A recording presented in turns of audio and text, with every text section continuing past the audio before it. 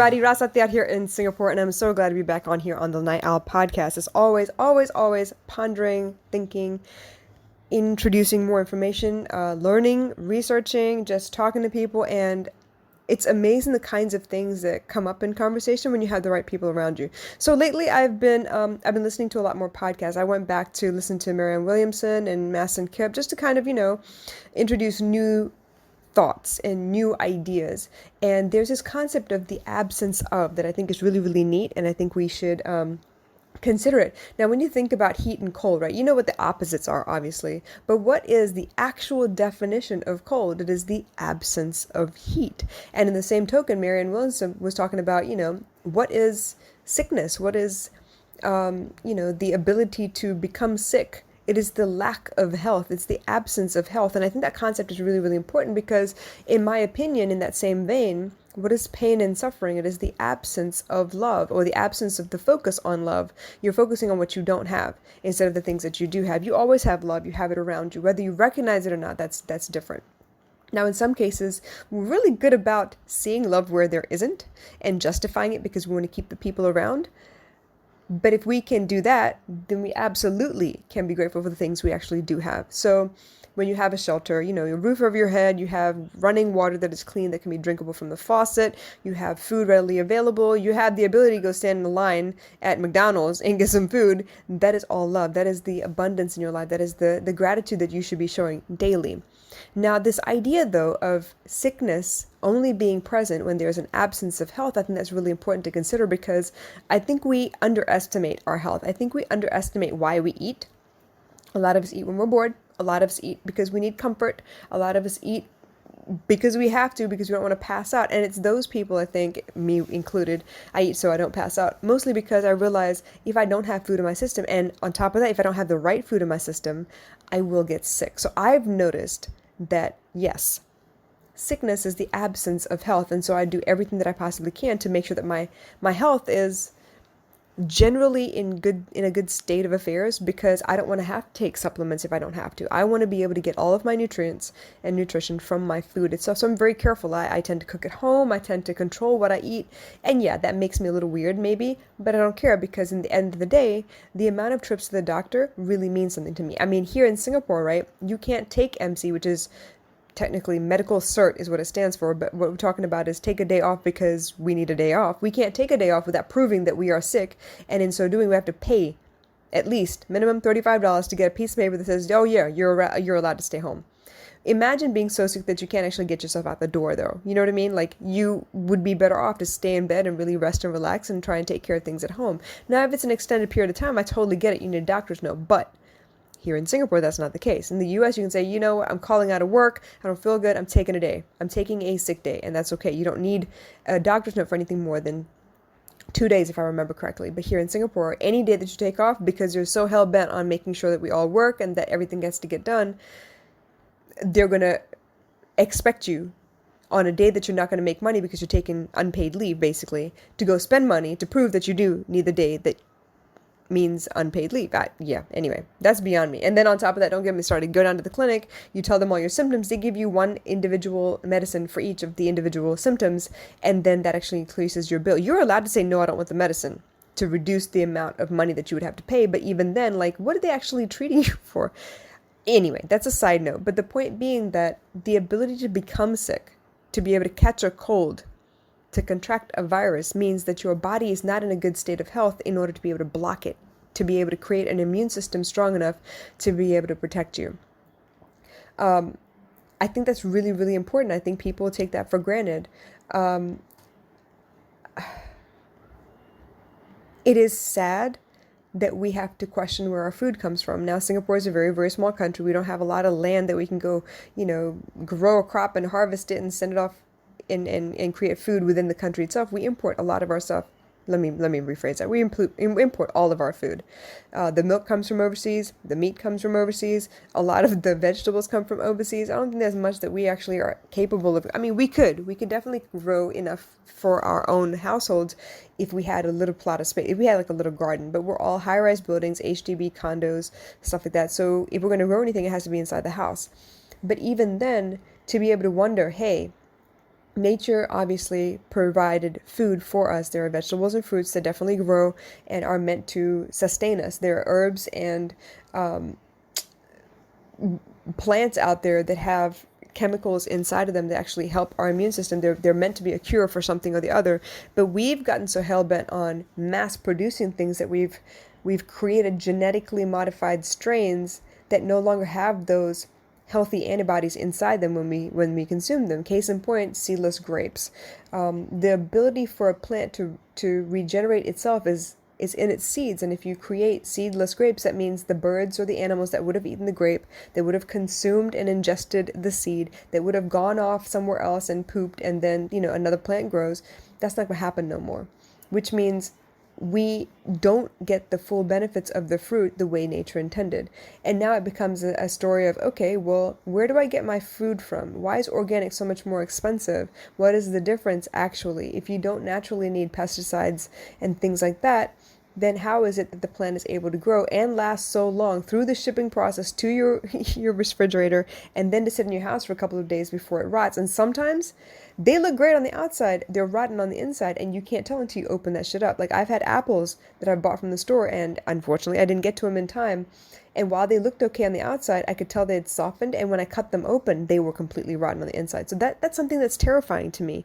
Our food sources have changed so much. We don't know where to trust, what to trust. And so, yeah, we become very dependent on chemically produced vitamins, chemically produced proteins, fiber tablets that we take now, where we should have just eaten fruit, we would have been fine. Something I noticed in a podcast I listened to a while ago was the fact that, hey, you know what? Diabetics, I understand they have a sugar problem. They have to maintain a certain amount of sugar, or make sure that they don't go over a certain amount of sugar when they ingest their food. Now, the funny thing is, do you know that you could have an all fruit and vegetable diet and not be susceptible to diabetes, because the quantity of sugar in the fruits is naturally occurring and is not something that can really upset your body unless you're having refined sugars as well in your diet.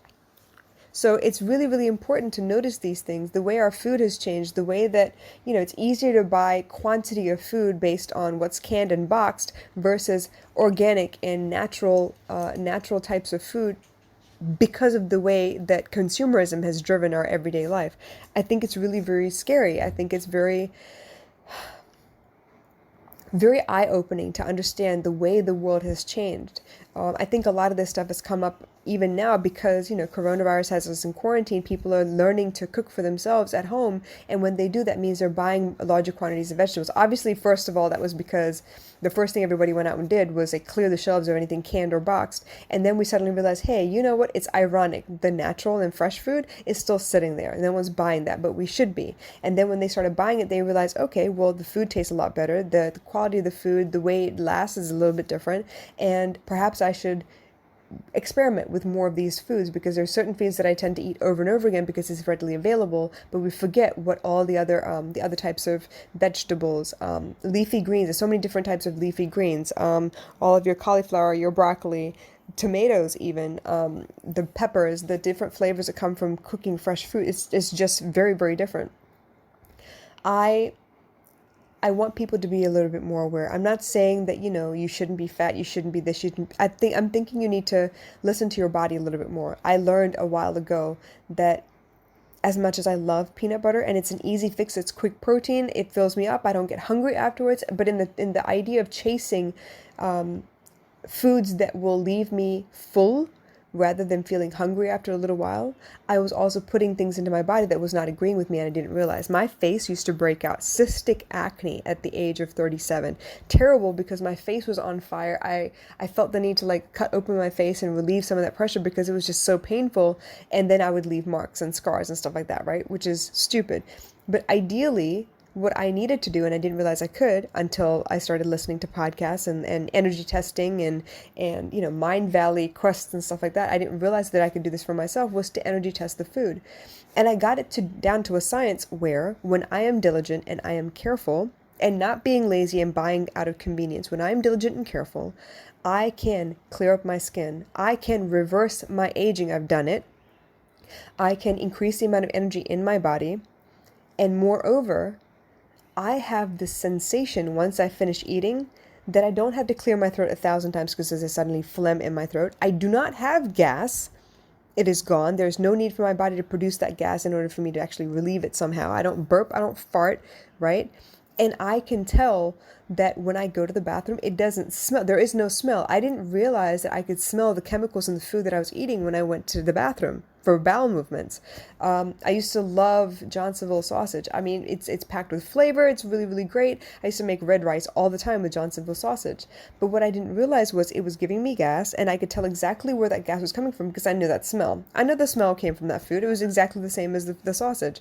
So as disgusting as this may be, I didn't realize that all these things had like this chemical reaction in my body, which means I stopped drinking soda, mostly because it was an added gas in my body that I didn't really need. Now, sometimes when I don't feel well and I feel bloated or uncomfortable because I ate something that didn't agree with me, the soda will help. It helps to create wind so that I can relieve myself and I feel a little bit better. But it's not an everyday thing. It's not something where I have to drink Coke every day. I don't have to drink Sprite every day. I don't have to have sugary drinks all the time. And the reason that is because I have started drinking so much water that, honestly speaking, nothing else quenches my thirst like water. And to be quite honest, my stepdaughter had eczema when I met her, and she was drinking, Kool-Aid every day. I mean, I made Kool-Aid in the house every day. But all I had to do was adjust the amount of time she drank water for that to kind of heal itself. She didn't have to get, steroid creams to cover up the eczema, to avoid the itching, to soothe the pain and the discomfort, to ease the cracking of the skin and the blistering that would occur when, in her joints, which is where her eczema generally popped up. So introducing more water actually changed all of that. It improved the condition of her hair. She has very kinky curly hair. It's beautiful. It's like it's very coarse and it's brittle sometimes and it tends to break. But drinking water changed the quality of her hair. It actually helped her retain her curls a little bit more, and she didn't look like it was breaking as often. It became stronger. So I believe in this sickness is because of the lack of health, the absence of health. And I believe that we need to eat to live so that we can live to serve. And I believe that the simplest of things become the greatest allies in our fight to survive and live this life that we've been given. And I hope, if nothing else from listening to me rant this morning, you really consider the things you put into your body. The only reason we even have a hunger is because we're running out of energy. We're running out of nutrients that our body needs. Your body is telling you, hey, you need to change the battery. We need to, to get more of this in here.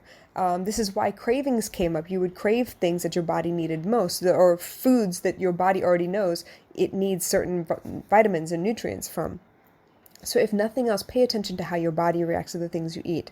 It is not cool to go to Taco Bell 5 days a week only to end up on the toilet 7 days a week, because your body is in fight or flight mode then. Your body is trying very hard to discard anything that really does not serve your body purpose. And the fact is, unfortunately for us, whether we know it or not, diarrhea is the number one symptom of people who contract some kind of disease that ends up killing them. So for you to be expelling that much food and that much water at the same time is not good for your body. That is a state of panic. And when you're in a state of panic, there is no time to heal. Your body is afraid of anything that you put in your mouth next, in case it's poisonous, in case it's detrimental to your health. So please, pay attention to the foods you eat. Pay attention to the way you feel after you eat certain foods. I mean, Thanksgiving is good and all, and thank God it only happens once a year because, obviously you have Christmas and Easter as well. But those days where you really, really go all out and binge, Deepavali, like you really go from one house to another house and eat all day, you need to understand what your body feels after those things. That itis is no joke. That itis means you've overeaten. It's too much for you. And your body has to shut down in order to process all the things that you've thrown into it, because it can't process it if you're up and around and moving. You need to sleep, which is why the itis comes over you in the first place. So, a lot to consider here. But the top of all of that, the overlying, like the umbrella topic here is sickness occurs in the absence of health. So what can you do to improve your health for you? What can you do to remove things that are affecting your health?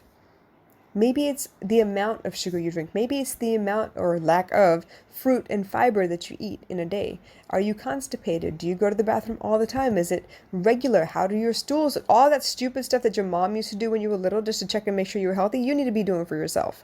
Okay? I love you guys. I want you to thrive, not just survive and make it from one day to the next. I'm pretty sure anyone could just make it one day to the next. But wouldn't you love to have the energy to do the things you want to do as well? Like that's the goal here, right? So, while I am not a medical doctor, I am noticing these things within my body. And if I can notice them, if I have the capability to take in information from my senses to be able to make sense of what's going on in my life, you have the same capabilities. And you owe it to yourself to check on your health, to notice what foods give you more energy and what foods really don't. And I'm not talking about eat a candy bar, you got, energy for 30 minutes and then you crash like you've been eating for days. That's not what I mean. I'm talking about sustainable energy. I'm talking about you feel pretty good about yourself. You feel accomplished somehow. So please pay attention. If you got any questions, comments, drop them in the comments below. I will do my best to guide you or at least refer you to people who know what they're talking about. My favorite sources are actually Dr. Sebi and other naturopaths. I love Ayurveda. I like TCM. I love things that can actually help you naturally. I love Organic Burst. There is a company called My Tea that I really love as well. They have a really great skin tea that has worked wonders for me. And that's where I started realizing that I could really affect change in my body just by changing the things I eat, because suddenly that acne wasn't bothering me so much. So, like I said, I love you guys, and I hope you have a wonderful, wonderful day. And please do start noticing the things you eat and what those foods do for you. If you end up having to clear your throat because you suddenly got tons of phlegm in your throat, inflammation is why your body creates phlegm. So if you've eaten something super spicy, your body's trying to combat that inflammation, and so it creates phlegm. All right, stuff like that. So please pay attention, and I'll catch you again soon.